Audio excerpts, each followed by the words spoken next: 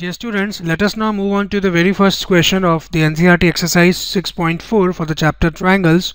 The question here is, let triangle ABC be similar with triangle DEF and their areas be respectively 64 centimeter square and 121 centimeter square.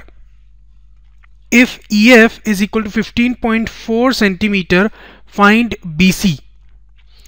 देखिए ये एक easy question है. We are given two triangles ABC and DEF which are similar to each other. Actually question में figure associated नहीं था, मैंने पहले से draw करके रखा है. Say this is our triangle ABC and this is DEF.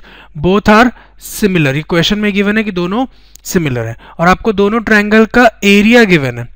ABC जो triangle है उसका area given है आपको 64 सेंटीमीटर स्क्वायर और DEF triangle का area given है आपको 121 सेंटीमीटर स्क्वायर. नाउ एक चीज और गिवन है आपको EF, इस ट्रायंगल DEF का जो साइड है EF, ये आपको गिवन है, इसका मेजरमेंट गिवन है आपको 15.4 सेंटीमीटर, ये आपको गिवन है और आपको इतनी इंफॉर्मेशन से BC की वैल्यू निकालनी है, BC का मेजरमेंट निकालना है आपको. ये नाउ सॉल्व करते हैं. देखिए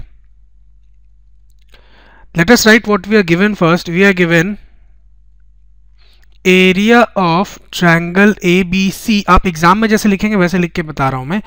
We are given area of triangle ABC is equal to 64 centimeter square and area of triangle DEF as 121 centimeter square, and also we are given EF as 15.4 centimeter.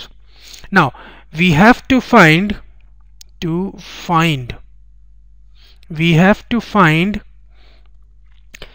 the length of BC. What we have to find? We have to find the length of BC.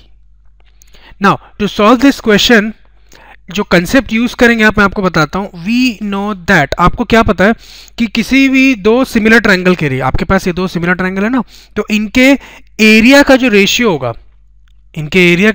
होगा, वो equal होगा इनके corresponding sides के ratio के square के equal.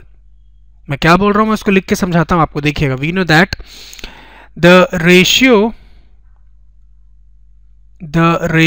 of the areas of two similar triangles, ratio of the areas of two triangles, similar triangles बोलना चाहिए. ratio of two, मैं यहाँ ऊपर लिख देता हूँ, similar triangles, similar होगा तभी आप ये कंसेप्ट लगा पाएंगे, अदरवाइज नहीं लगा पाएंगे. is equal to the square of the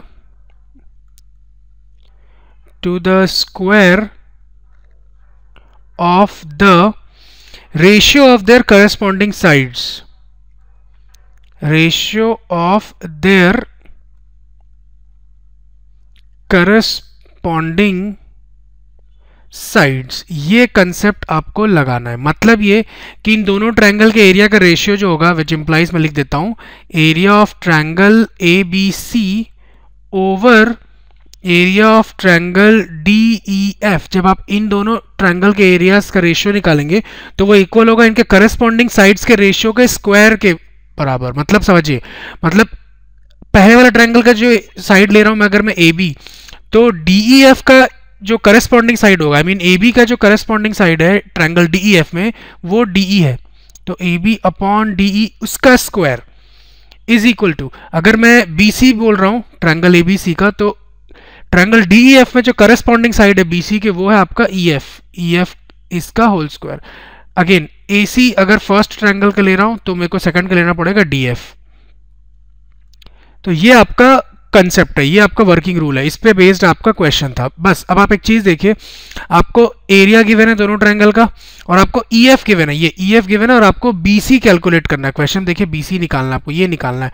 तो हम क्या करेंगे, LHS इसको लेंगे और RHS इसको लेने वाले, ये बाकी से हमको कोई मतलब नहीं है. ठीक है, तो देखिए फाइनली मैं लिखूंगा, इसका एरिया पुट करता हूं 64 upon, I mean centimetre square unit है, मैं यूनिट नहीं लिख रहा हूं क्योंकि यूनिट कैंसिल हो जाएगा, अपॉन 121 इज इक्वल टू, अब इसकी बात कर रहे हैं, इनसे आपको मतलब नहीं है. ठीक है, BC तो डिटरमाइन करना है, upon EF is given as 15.4 और इस पूरे का whole square, which implies that, आप एक चीज देखिए, अगर मैं दोनों तरफ स्क्वायर रूट ले लूं, taking square root on both sides, we will get 64 का रूट हो जाएगा 8 अपॉन 121 का रूट हो जाएगा 11 is equal to BC upon 15.4 which implies that BC is equal to BC कितना हो जाएगा 8 इंटू 15.4 अपॉन 11।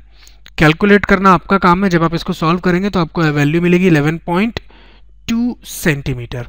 तो फाइनली जो आपको BC का मेजरमेंट फाइंड आउट करना था वो आपने पता कर लिया 11.2 सेंटीमीटर। तो आप लिख सकते हैं answer, hence length of side BC is 11.2 centimetre. तो मैं यहाँ पे लिख देता हूँ हेंस लेंथ, आप एग्जाम में जैसे लिखेंगे वैसे लिख रहा हूँ, length of side BC is 11.2 centimeter. So this completes our solution. Let us move on to second question of the exercise.